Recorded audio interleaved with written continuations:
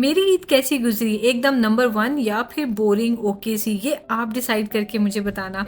तो मैंने तो बहुत मज़े का दम वाला गोश्त बनाया फैमिली के लिए, और शहज़ाद ने इतने अरसे के बाद रिव्यूज़ भी दिए और गोश्त खाया। खाना शाना खा बहुत के अच्छा उसके टेस्ट बाद है। फिर प्लान था कि मैंने बनाने हैं डेट कुकीज़, जो मामूल होते हैं इतने मज़ेदार और इतने ईज़ी कि आप हैरान होंगे कि ये तो बड़े मुश्किल लगते थे।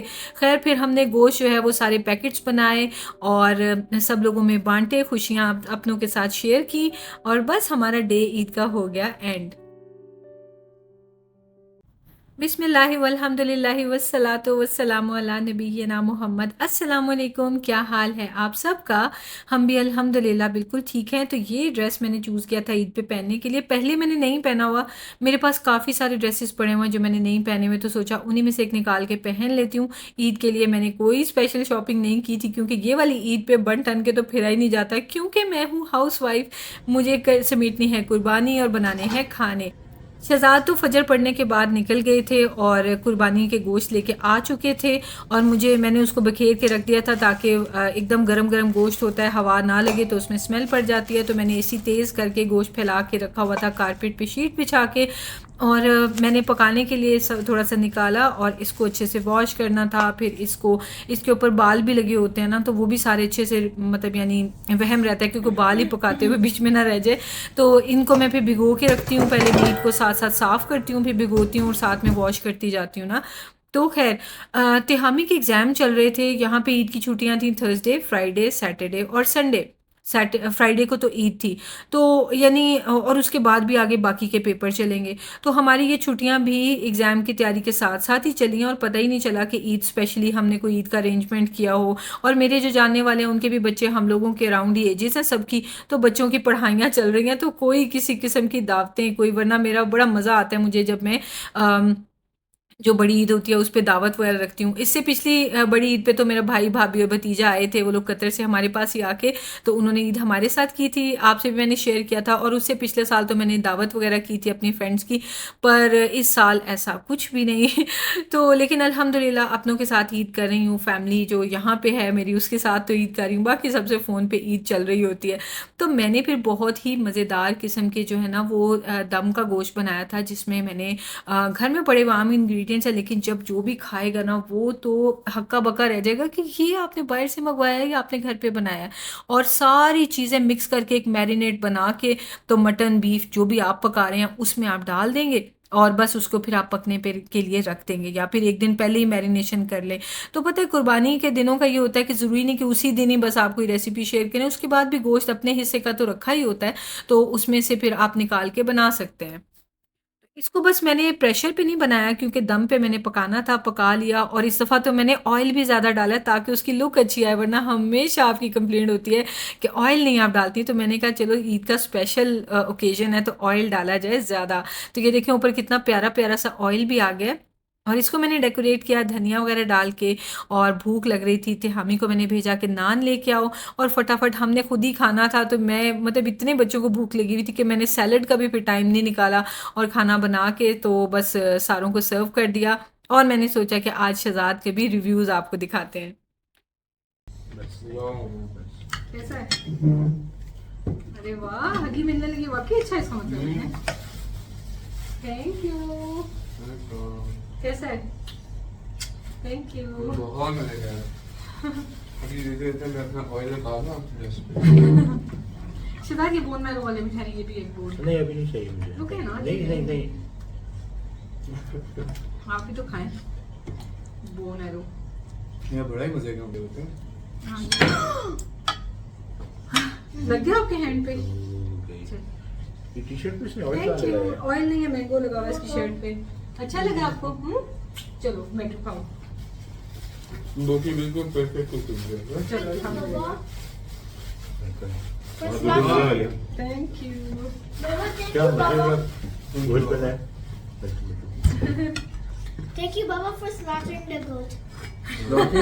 इधर आओ ना, मिशु तो नजर ही नहीं आ रहा। मिशु की तो ईद है, मिशु नजर ही नहीं आ रहा। इतने स्लॉटिंग। अरसे बाद आज रिव्यू हो रहा है।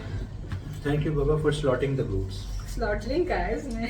इतना मजे का बना हुआ है ना जिसकी कोई हद नहीं है। कसम मीट तो हम खाते ही हैं, लेकिन वो ईद का गोश्त उसकी अपनी खुशी होती है। लेकिन क्या मज़े का बनाया हुआ है आपने यार। सॉफ्ट जूसी किस्म का है और इतना मज़े से जो है ना बोन जो है ना, सॉरी मीट जो है ना टूट रहा है, मुंह में आ रहा है, दांतों में मज़ा आ गया यार। बहुत अच्छा टेस्ट है यार। अच्छा गोश्त भी अच्छा है पता है। मैं ये बोटियां पता है बहुत सॉफ्ट बनी हुई है। Thank you. ये पकने दिया ना हल्के फ्लेम पे, 2-2.5 घंटे पका है। ओह कुकीज तो अंदर ही मैंने 2 रखे हुए मैं देखा। चलो ओके चलो जी, मिलते हैं आपसे नेक्स्ट वीडियो में। आप सबको हमारी तरफ से ईद मुबारक। ईद मुबारक। I love अब आप ये सोचेंगे कि मैंने आपसे ये रेसिपी तो शेयर ही नहीं की। डोंट वरी, ये रेसिपी सेपरेट तौर पे इसी चैनल पे आपको इंशाल्लाह देखने को मिलेगी।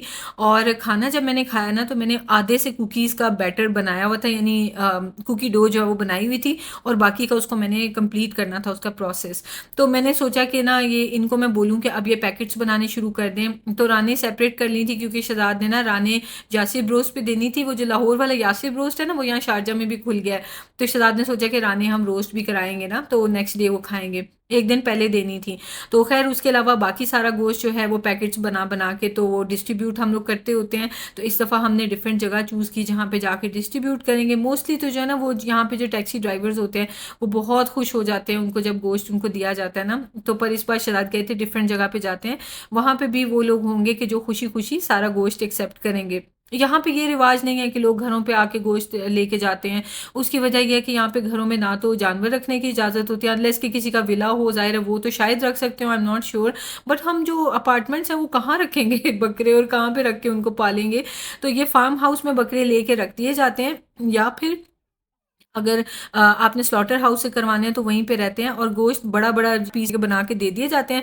फिर उसके बाद जो है ना वो बुचर शॉप्स पे जाके आप छोटे पीसेस करा के घर लेके आते हैं। तो 2-3 डिफरेंट स्टेप्स होते हैं यहाँ पे कुर्बानी के, उसके बाद घर पे पहुँचता है। खैर इन लोगों ने तो कुर्बानी के सारे गोश्त जो है वो डिवाइड करने के लिए पैकेट्स बनाए और मैं फिर आ गई किचन में। मैंने कहा आप लोग वो काम कंप्लीट करें और मैं कुकीज़ बना लूँ। तो इनके अंदर डेट पेस्ट की फिलिंग किया और जो मैंने 2 मिनट में डेट पेस्ट बनाई है घर पे, जो आप देखेंगे तो आपको मज़ा आ जाएगा। चाहे तो वो डेट पेस्ट आप कुकी में डाल के बनाएं, चाहे आप पराठों में डाल के बनाएं, इतना कोई आपको मज़ा आने वाला ना कि आप कहेंगे नौश ये आपने ईजी तरीन रेसिपी शेयर की है।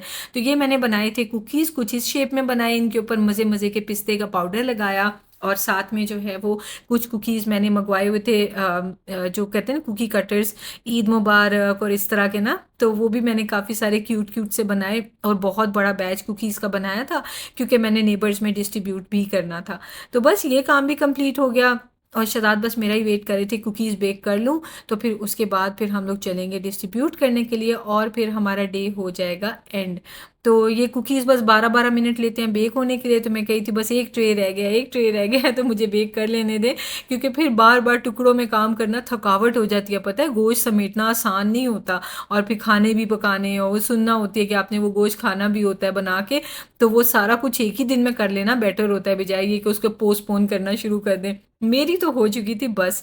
खैर ये देखें कितने प्यारे मज़े मज़े के मैंने कुकीज़ बनाए थे। आपसे ये भी रेसिपी शेयर करूँगी सेपरेटली ताकि आपको पूरा व्लॉग देख देख के रेसिपी ना ढूंढनी पड़े। तो बेक करने के बाद ये देखें कितने मज़ेदार कुकीज़ लग रहे थे। खैर उसके बाद मैंने बर्तन धोए। मैं अब सीरियसली सोच रही हूँ कि मैं हाउस हेल्प रख लूँ, कोई फीमेल जो आके जो है ना रोज़ बर्तन धो दिया करे, कपड़े शपड़े प्रेस कर दिया करे। सोच तो रही हूँ, अब देखें मैं रखती हूँ कि नहीं। इसमें मेरी सुस्ती है, मुझे लगता है कि मेरे पास ना पूरे दिन में काम इतने होते हैं कि मैं क्या ही हाउस हेल्प रखूँ, आते जाते खुद ही कर दूँ। पर अब मुझे लग रहा है कि नहीं मेरी बस हो गई है, मुझे रख लेनी चाहिए। खैर जी, तो ये कुकीज़ मैंने रखे और मैं थकी हुई तो थी, पर मैंने कहा एक थंबनेल की पिक्चर बना लूँ, नहीं तो फिर वापस आके बिल्कुल बस हुई होगी, मेरा नहीं दिल करेगा। खैर हम लोग निकल पड़े फिर, और ये ना बादल शादिल भी आए हुए थे, उम्मीद थी कि कोई बारिश हो जाएगी। पहले तो शहजाद ने ये राने वगैरह दी रोस्ट होने के लिए और उसके बाद फिर शहजाद ने गोश्त डिस्ट्रीब्यूट करना शुरू किया। हमने पहले ही उन लोगों से परमिशन ले ली थी कि वीडियो में आप आना चाहेंगे या नहीं, क्योंकि कई लोगों की अपनी प्राइवेसी होती है, उनका नहीं दिल करता। अब ये नहीं है कि वो गोश्त रिसीव कर रहे हैं तो उनको ज़बरदस्ती वीडियो में दिखाया जाए। तो जिन्होंने परमिशन नहीं दी थी उनको फिर हमने कर दिया था ब्लर। बाकी ये सब तो अपनी भी वीडियोज़ बना रहे थे, यकीनन इनके टिकटॉक्स होंगे बैठे हुए थे। और ये सारे वो लोग हैं कि जो अपने लेबर वर्क करके तो आके इकट्ठे बैठ जाया करते हैं इस तरह के जो फ्री के पार्क्स हैं। तो शहजाद ने डिसाइड किया था कि इस जगह पे, या आई थिंक रोला वाली साइड पे कोई जगह थी, तो यहाँ पे अपने भाइयों में गोश्त बांटेंगे ताकि वो भी हमारी खुशी का हिस्सा बन सकें। ईद तो सबके लिए बराबर है और अल्लाह का ये बेहतरीन निज़ाम है कि कुर्बानी की जाए और बांटी जाए। और यहाँ पे तो हम लोगों ने तो अपने फ्रीज़र्स में भी नहीं रखना होता, हालांकि एक हिस्से पे हमारा हक होता है, पर इतना पूरा साल वैसे जो खाते रहते हैं तो ये होता है कि चलो ये जितना भी बांटा जा सकता है ना सारा बांट दिया जाए ताकि उसमें ज़्यादा से ज़्यादा लोगों को हमारी तरफ से रिसीव हो जाए। तो बस इसके साथ ही हमारा दिन हो गया था ख़त्म। और हम यहीं इसी वजह से पहले सऊदी अरब में भी कुर्बानी इसी तरह ही खुद ही करते थे और यहाँ पे भी खुद ही करते हैं। पाकिस्तान में भिजवा देना पैसे और घर वालों से कहना कि आप करवा दें, बहुत आसान है, पर ऐसे लगता है कि हकदार तो हर जगह पे हैं। ऐसे नहीं है कि ये वाले अमीर मुल्क हैं तो यहाँ पे कोई हकदार ही नहीं है। यहाँ पे भी वो वाले लोग हैं कि जो ना तो दूसरों के घरों में जाते हैं और ख़ुद भी पता नहीं बना के खा पाते हैं कि नहीं, क्योंकि इनकी तनख्वाहें इतनी कम है कि इन्होंने सारा अपने मुल्कों में वापस ही भेजना होता है। तो ये वजह है कि हमें बहुत अच्छा महसूस होता है कि जब हम यहाँ पे जा जा के ढूंढ ढूंढ के लोगों में बांटते हैं। और सबसे बड़ी बात ये कि बच्चों को सीखने को बहुत कुछ मिलता है, बच्चों को पूरा प्रोसेस पता है कि कुर्बानी कैसे होती है और कुर्बानी का एसेंस क्या है, उसकी बैकग्राउंड क्यों है, क्या है और क्यों कुर्बानी करनी है और किस किस को करनी चाहिए, ये सब चीज़ें। तो चलिए इसके साथ ही वीडियो को एंड करते हैं। आप बताना हमारी ईद कैसी गुजरी। टेक केयर, अल्लाह हाफिज़।